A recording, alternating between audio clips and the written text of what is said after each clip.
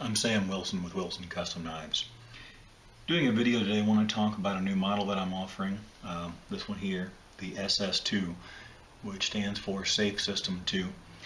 This is a larger version of a knife I've been offering for a while now. The SS1, or obviously the Safe System 1. The original Safe knife had a 4 3/4 inch blade and obviously had a 3/16 stainless. The SS2 is slightly longer and slightly wider. It's a 5.5 inch blade, a little bit wider. They're both made out of 3/16 CPM 154. These both happen to be blasted, but I offer them in stainless, or excuse me, satin as well. The SS2 is basically a slightly larger version for guys that wanted a little bit bigger capability with a hollow handled knife. Now, if you're not into hollow handled knives, that's a whole other discussion. We won't get into that here today. But for those that are, wanted to have a few different options. Now on this one, the handle is going to be slightly larger as well to give you a little bit more storage space. We'll talk about the guard here real quick. This has an asymmetrical guard. The reason for that being, on this particular style of knife, it's not really designed or intended primarily for combat. I mean, you can use it for whatever you want to, but this is more designed to be a wilderness use knife. So you don't need a large double guard or a large double lug guard.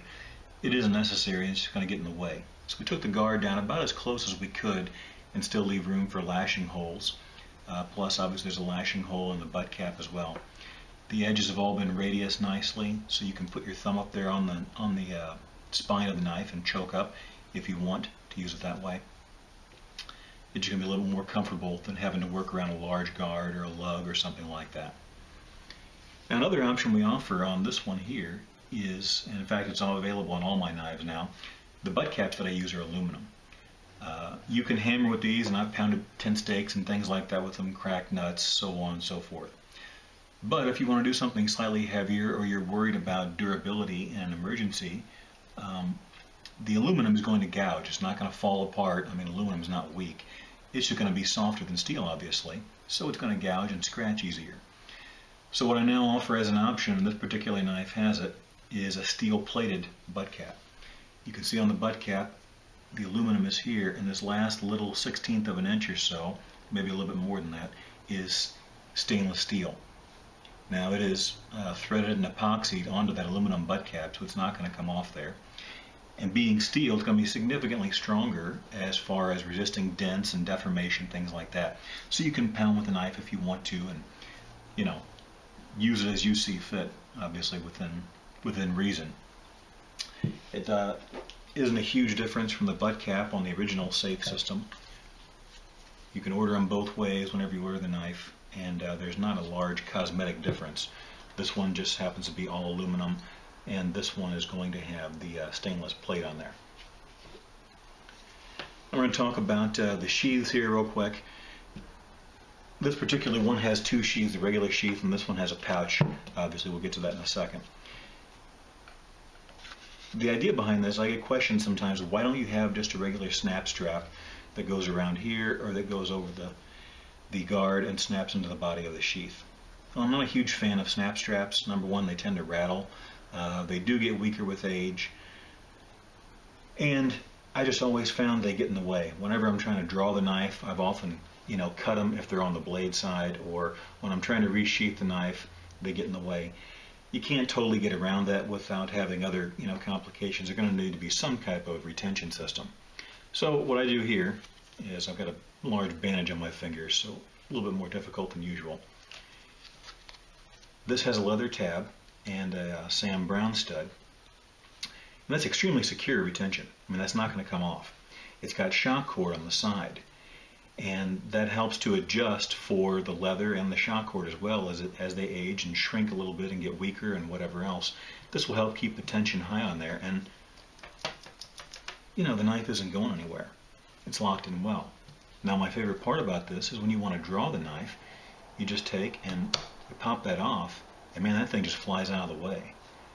Now, you're ready to draw the knife. When you put the knife back in, you don't have to worry about cutting your strap because it's pulled out of the way. It's anchored in the back of the sheath, so it's not going to be in the path of the blade as you draw and resheath the knife. So once you get used to doing this, it's easy to do on your belt with one hand. It just becomes second nature. And, you know, this is a survival knife, survival type knife, not exactly what I would call an EDC. So I'm willing to sacrifice a little bit of convenience. You know, it takes a little bit more to do that than it does a snap strap, but the retention is just fantastic. It's just not going anywhere. And, you know, when you open it up, that just flies out of the way. And there you go. And these sheaths, of course, are lined with calfskin to help prevent scratching the blade and make a softer, quieter draw. Now on the back of the sheath, instead of having a tab hang down that gets in the way for the strap here that goes around your leg, what I do in almost all these sheaths now is I have a tab here that's stitched in the back, and your lanyard goes through there. It's formed, so you can take this out, you can put 550 cord, you can put whatever you want in there, and it'll tie down to your leg. I found by having it here, it tends to stay real stationary, doesn't move around on my leg as much. I like it a lot. Or you can use it to tie down if you're going to wear the knife inverted, or, you know, whatever type of other options you want to do with it. This here, we have a lift to dot snap. I like these because if you're going to put the knife on your belt and you don't want to open up your belt, let's say you're wearing a lot of gear or you want to remove it for whatever reason to, you know, to reposition something or whatever, you don't have to take your whole belt off. And this thing is very secure. It only opens from one direction. So you pop it up and you have access to the knife, or to the belt loop, excuse me, so you can take it on and off. And that is very secure. They work very well. I'm very pleased with it. I used to use pull to dot snaps, which are basically a line 24 snap that would only open from one direction, and I've just found these to be more secure and more durable. Really nothing bad to say about them at all. They're just very durable. They work well and they do their job. So that's the sheath system on this. This one also came with an additional sheath. This has the optional pouch on the front. If you want some additional gear, whatever it may be, survival gear, fire starting, whatever. This is kind of tight. Just completed this one. You have a little tin. This one came empty. I offer an additional kit you can get to put in there if you want a basic kit. Don't want to go through the trouble of making your own. That's an option as well. Otherwise, same sheath as the other one. Retention strap works the same.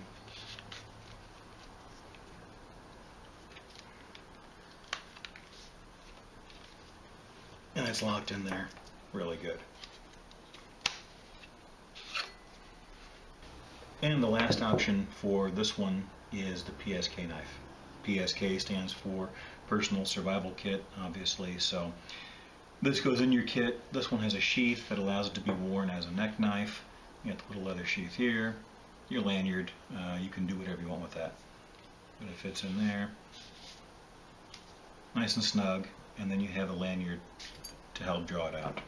So this is also stainless, and it's blasted to match the primary knife there. So a quick word about edges real quick. I get a lot of questions about how to sharpen the knives, what edges are put on there, and so on and so forth. In general, on most of my knives, I do a flat grind or a slight convex grind. As far as the actual cutting edge, though, I typically do a convex cutting edge. I do that because, number one, it's easy to do. They're easy to maintain. If you don't let it get too dull, a lot of times a good stropping will bring it right back to razor sharp. I don't get into all the super sharp edges, you know, sit here and whittling hairs and all that kind of thing. If it, you know, if it'll shave hair on your arm easily and cut copy paper, I'm pretty happy with it for an outdoors use knife. You get it too much finer than that, and you're just asking for trouble when it comes to damage. If you're batoning or you're, you know, putting in and cutting something and twisting out sideways, you know, the thinner you make that edge, the sharper it gets, but it also makes it more fragile, relatively speaking. So anyway, with a convex edge, one of the easiest ways I've found is after you've set the initial edge on there, which I do, and it comes to you sharp, is by stropping. One of the things I like to use, I got this recently from Flex Strops. I don't know exactly what this one goes for, but I can have the link in the description box to his site, or you can order on my site. I sell them as well. Anyway, it's a strop real thick, durable leather. I mean, this thing is really nice quality. I was very impressed, very pleased, and does the job very well. It's got compound on both sides. I believe this is a more abrasive or more aggressive grit compound, and then the green is the finishing compound. This is what I've been finishing the knives. In fact, both of these were finished in this strop, and they both have a really nice, sharp, hair-popping edge. But that's the beauty of Convex edges. As far as any real advantages when it comes to cutting, I don't know, I'm not going to get into all that. Guys on forums debate that stuff all day long. All I know is they do work. They're easy to make. They're easy to sharpen, they're easy to maintain, and for the most part I like them for that purpose. But a good strap goes a long way. This is something that's small enough to fit into your pack. I think he actually makes smaller sizes as well, but this is the one that I've got, and it's big enough to do large knives and not have to worry about cutting yourself on. So I like it a lot. I wanted to address what I include in the hollow handle and why I don't use a button compass in the butt cap. It's very popular to have the button compass in the butt cap, and it's not necessarily a bad idea. It's just not something that I chose to do. On these, instead of putting the button compass there, what I did was I put a hole and threaded it. And the reason for that is, instead of putting the compass there, if you ever have to take a bearing in your emergency situation, survival situation, whatever, the button compass may be the only navigational tool you've got. So I'm going to want to put that on my person. That's just me personally. So I've got it, handy and for quick access. I don't want to have to take the butt cap off of my knife every time I want to take a bearing. And also, if I want to, walk in a continuous line or, do some type of navigation, I don't want to have to be holding the butt cap and leaving the knife open in case I fall, I lose my contents, or, whatever. There's a number of situations that can, that can happen. The other thing is, if you ever do any pounding with a knife, most button compasses I've worked with, and I've worked with, everything from the cheap ones to the brass NATO Francis Barker compasses, they tend to be very fragile. Never had any problem with the NATO compass, but I've broken some of the smaller oil-filled ones just by dropping them on the floor, on concrete. And so if I was to need to hammer with the butt of the knife for some reason, I wouldn't want to damage my one and only navigational tool. So that's the reasons why I didn't put it there. What I chose to do instead, with a hollow handle, there's only so much you can put in there as far as matches for starting a fire. I think most would agree fire starting is pretty important. So I wanted to address fire starting, and I included a Ferrocerium Rod. And what we did was we take and we had this linen pouch. This is linen impregnated with wax. And so you open this up, and we have a Ferrocerium rod here that is threaded. Now if you ever work with these, it can be difficult when they're this small to hold on to them, and try and strike it. If you hold on like this, even if you're very careful, it's not the easiest thing to hold on to, especially without some type of handle right there. So what we do is take this, and it threads right into the butt cap there. And now you've got yourself a good handle to hold on to, including the lanyard if you want, to strike that ferro rod, and you can use the full length of it as opposed to just part of it. To me, that was that was more important than having the compass. You can still put the compass in there, or if you have the sheath that has a pouch on it, then you can put it in there, or do whatever you like. But that's what I chose to do, and that's why. The little pouch here is really nothing more than a piece of cloth. I call it a pouch. I roll it up, and the wax keeps it, pleated right there, or folded, creased, whatever you want to call it. That will help to keep your ferro rod and whatever else you've got in there from rolling around. You can put other things in here, your compass, your tender, whatever else. But this serves for that purpose. And also, it being impregnated with wax is flammable.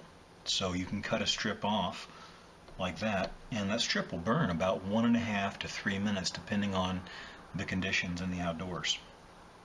So that works as great emergency tinder.